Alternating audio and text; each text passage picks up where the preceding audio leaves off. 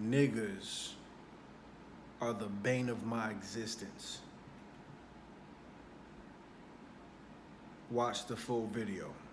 I done came a long way like I was K. Slay. In my heyday, I was young and productive. Still productive. You gotta love it. If you hate it, I don't give a fuck. Cause whether you suckers like it or not, I get a lot of love. They tryna hold me back, but I'm a fucking boss. Nobody telling me shit. That's how you cut a loss. Before it happened, I gotta try to keep my sanity. Lord knows I gotta try to stay away from vanity. I only troll fine bitches. Two instances that happened today. So I drove my car to work. My car was working in good enough, it was in good enough condition to drive. Not perfect condition. I know the car needs to be worked on, but it drives and it's been driving, okay? Like I said, I gotta make it to and from work, to and from my clients' houses, okay? I drive it to my first job. I complete that job. I hop in my car won't crank. I call the towing company that is associated with my car insurance, so I get free towing along with the car insurance that I currently have. I was directed to the dispatch office, and they put me on the phone with a woman. I don't remember her name, but she told me that her dispatchees, okay, one of her dispatchees name, I think his name was Shalik or some shit like that. As soon as I heard that name, I said to myself, I said, you know what? Like I got kind of pissed off because every time I hear a name like that, the only thing the first thing that comes to my mind is unprofessional. Now, if this offends you, then I'm not sorry. It's just, this is just my personal experience. Not 100% of the time, but most of the time, when I'm dealing with black people are known to be unprofessional in just about any work environment. So she told me that within 45 minutes, Shalik, some guy named Shamik or Shalik, should be arriving to pick up my car to drive it to where I needed to be towed. Or not drive it, tow it to where I needed to be towed. Okay. I said, okay, 45 minutes. I hitched the Uber, made it home. Here I am. A whole hour and some change later, I make a phone call. I finally get an answer.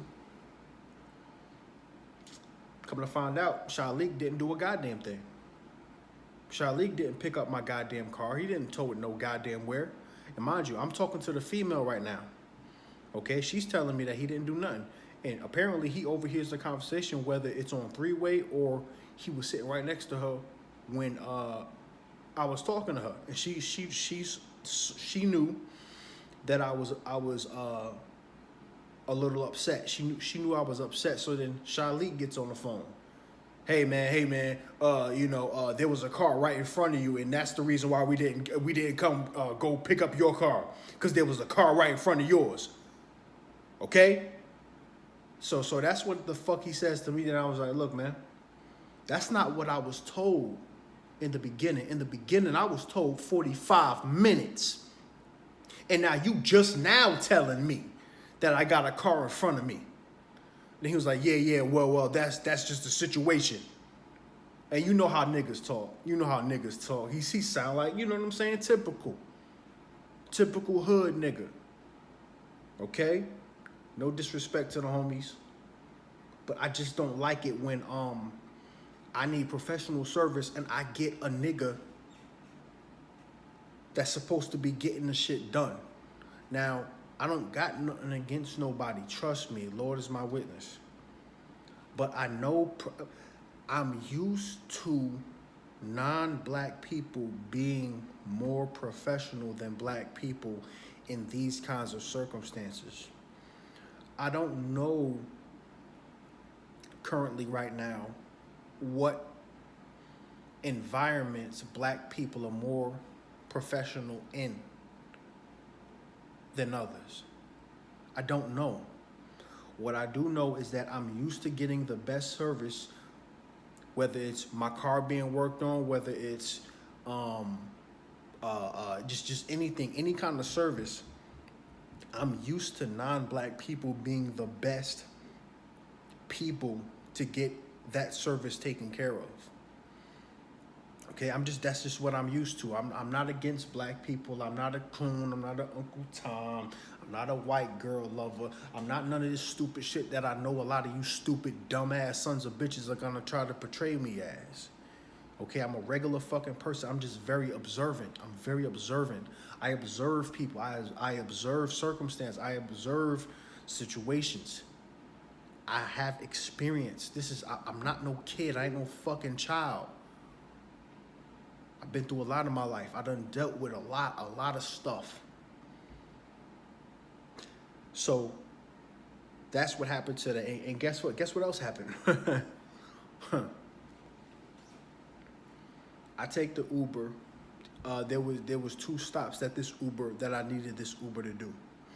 The Uber, once I hitched it, okay, took me to 7-Eleven before I was supposed to head home. Okay, so his first stop was 7-Eleven. His second stop was supposed to be my house, which he did. When we stopped at the 7-Eleven, I had to pick up something. I had to pick up some food. I go in there, do a little bit, I pick up some things. I see 2 black chicks, dark-skinned black chicks, typical overweight, ghetto, those type. They didn't say nothing to me. I didn't say nothing to them. Didn't look at me funny. Nothing happened. We make it to the register.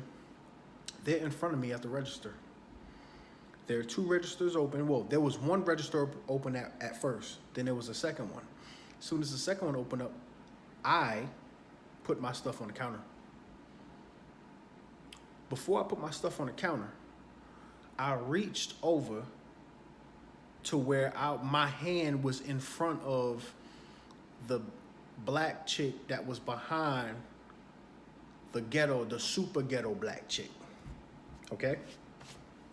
I hope I'm not losing y'all right now. I reached over, got some cookies, and I put it on the counter. She was like, "Excuse me?" The black chick in front of her, she was like, "Excuse me?" And then I was like, "Look, if you want to come here, if you want to come to this register and check out real quick, you can go ahead." She was like, She was like, "Nah." She was like, "That's not what I'm talking about. You just reached over here and you didn't say excuse me. The word is excuse me." I was like, "You know what? I'm not going to talk to you." She was like, "Yeah, you better not."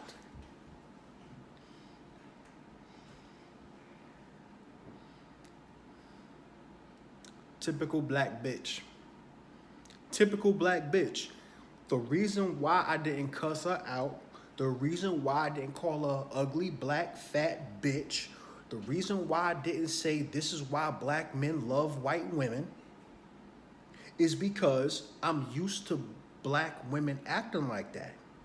For me to go back and forth with a person that clearly has mental illness, it would make me just as mentally unstable as her. So all I said was, I'm not gonna sit here and do this with you. She said, "Yeah, you better not." She was looking to fight somebody. So that's what this video is about, guys. Niggas. You know what I'm saying? This video is about niggas. And just how, sometimes I'm ashamed to be black. Don't get me wrong, I love my black skin. I love my features. But black people ain't shit. I'm saying, call it what it is. You know what I'm saying? I already know who it is. It's King Leo coming at you again. I think I got to get me a new tripod because this tripod ain't working, man. This shit ain't working.